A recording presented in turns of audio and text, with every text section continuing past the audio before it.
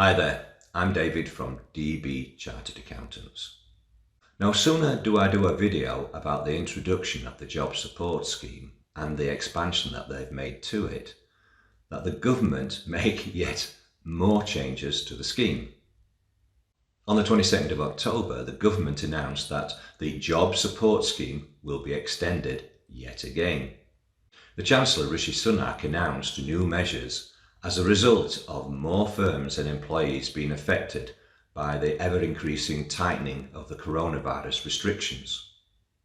The Job Support Scheme is due to replace the furlough scheme after it ends on the 31st of October, and the scheme will run for 6 months.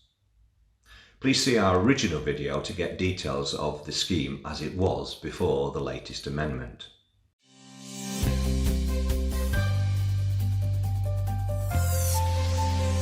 The terms of the new scheme have now been changed again.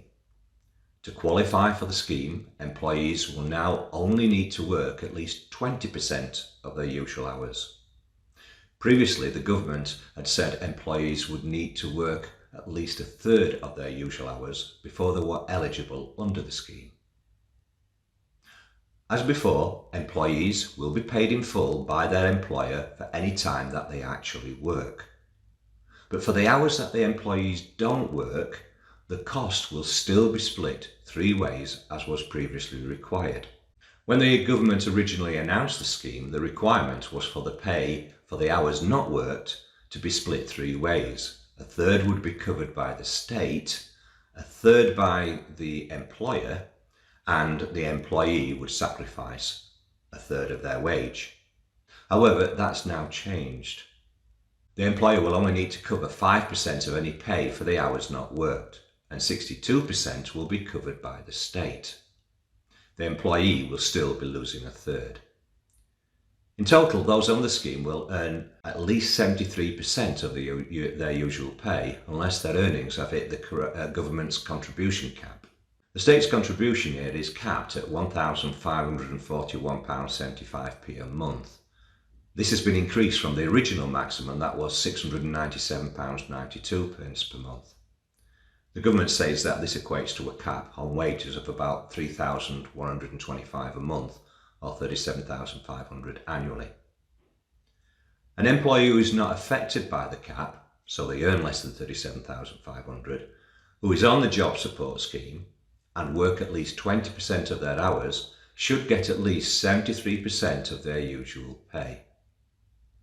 This is slightly down on the minimum of 77% that they would have got working the old minimum of 33% of their hours under the original version of the scheme. Around 24% of the pay will come from the employer and about 49% from the state. The rest the employee won't get.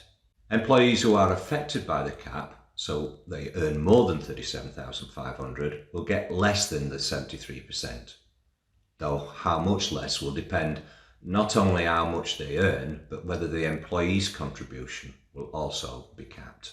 No doubt further clarification on these new changes will emerge in due course. What's the betting of this changing yet again in the coming weeks?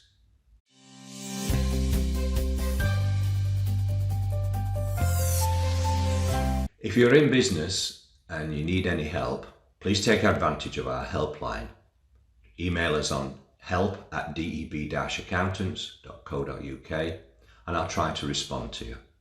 Thank you for watching this video. If you've not already done so, please subscribe to our YouTube channel to receive notifications whenever we upload new videos. Bye for now.